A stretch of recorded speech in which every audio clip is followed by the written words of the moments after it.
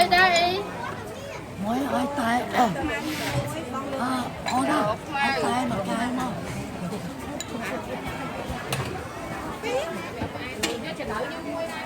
Nè.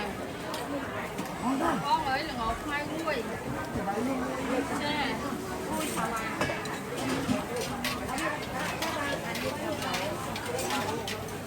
Đặt cho con nhỏ con lắm.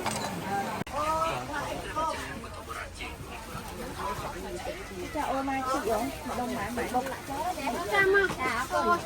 Ơi thêm. Ôi. Ủa mà hìa, chả mưa ăn co mấy thằng đang ơi. Sụt đây. Tụi mua chứ chê. Cơn vong, cơn ônจะลำ vong. Vẽ mà hàng năng à.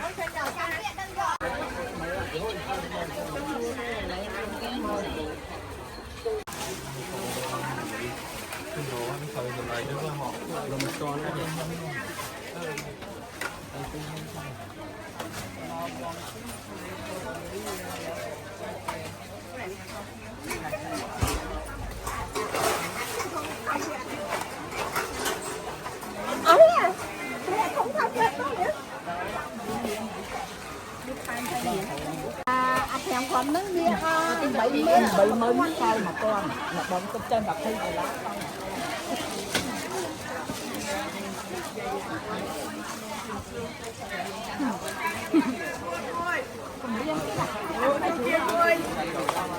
Kiên ngồi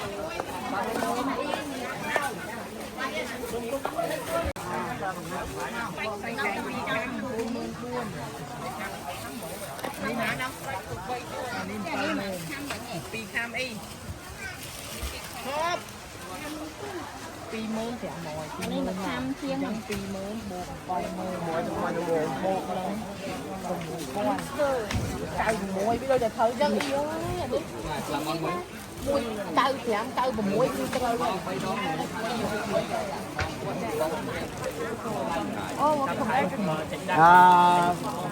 这里几样？哪个？啊，另外。我有我这个。啊，这个。啊。3万5。这里就3万，啊。多了吧？1万吧，6000吧。bà có bị đọc của hiện đại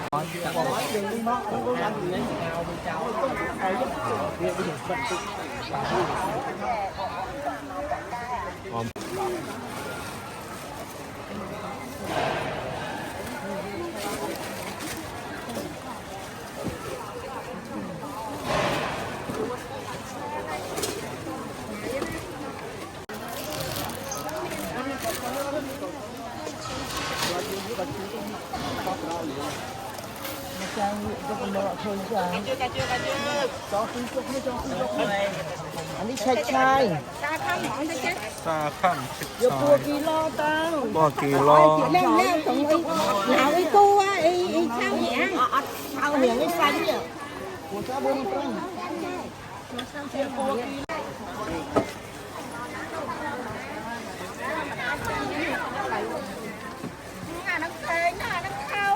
Nó đi trong mình vậy hay anh ấy cùng với con hay mà còn đang đi mình cha này đấy, anh ấy thao cái cái là món này cái này cái gì mình nhiều rồi vô là thao là ho để mình miếng khô này anh ấy xong đây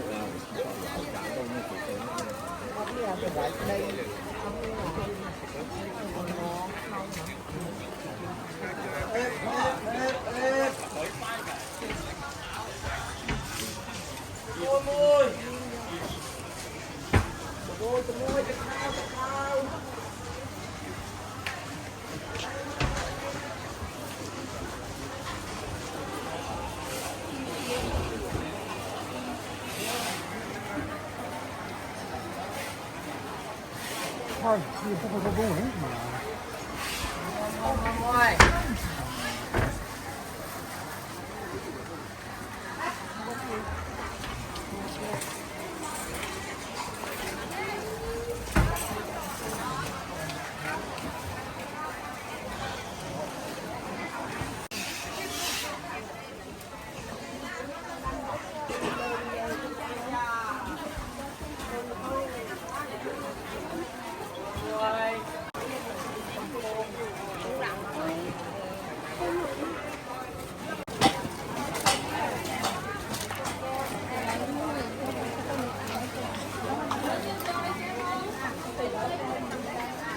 anh ấy lên phong đi thuộc cái thuộc phong rồi coi cái gì cái phải tìm mình đi kia chờ tới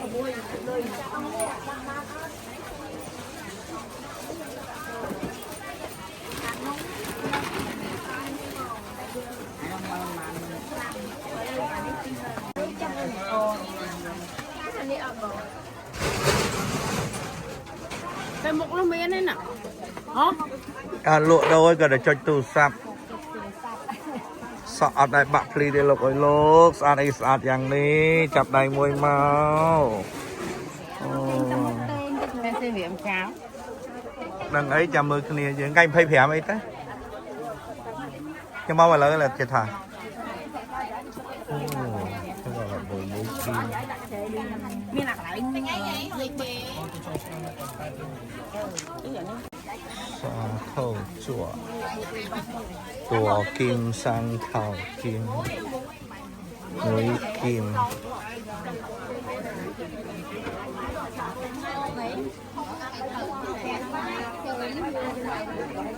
Ôi xe quá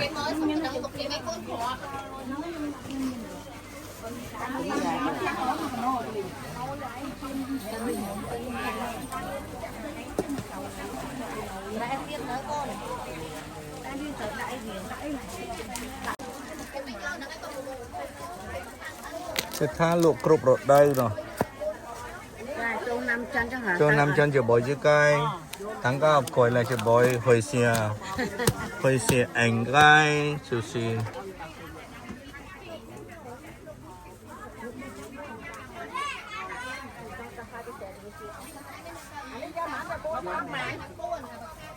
cái xịt kim hồi cái tiếng cái máy của ta nhé ô con một cây xiềng ấy ba nhá kim hồi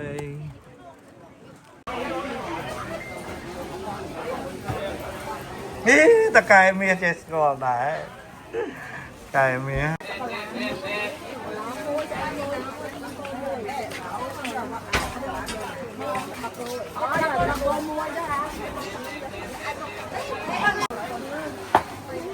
Lại thấy mưa vào chân đặt được cao rồi mình luôn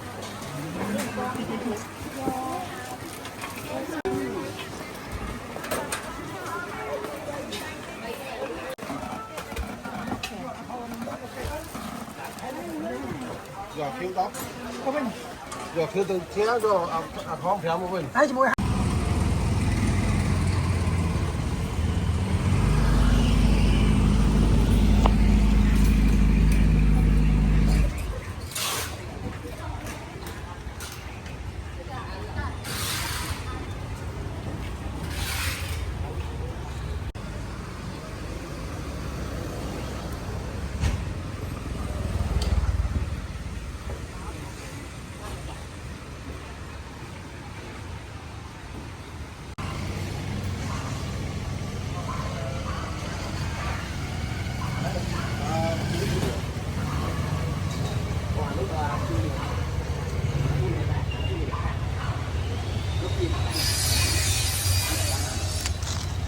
tinh mình ta môi tê mong thơ si mong côn ông côn tôi côn của xa mà ông mãi rọ hay nhiều phay nè mà cho được khỏi tiền tôi còn ôn ơi tinh mình ta môi sao ôi bọt vô mong trông là chứ ต่อออดกัดต่อโจลให้ออดกัดกันก่อนเก็บปอด โอ้มาบุญนี่นะโอ้บุญนี่ยังเห็นกลายหัวพิมพ์ใส่เดียวแต่จับคือจอบมอง Tại chết chưa À, đây. nó khơi máu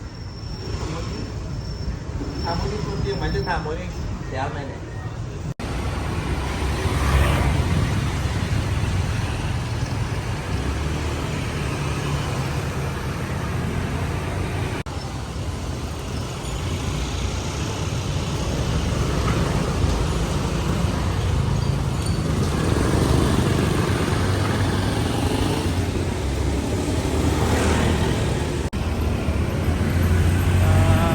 街小巷，阿仔才靠桥，叠彩色家园。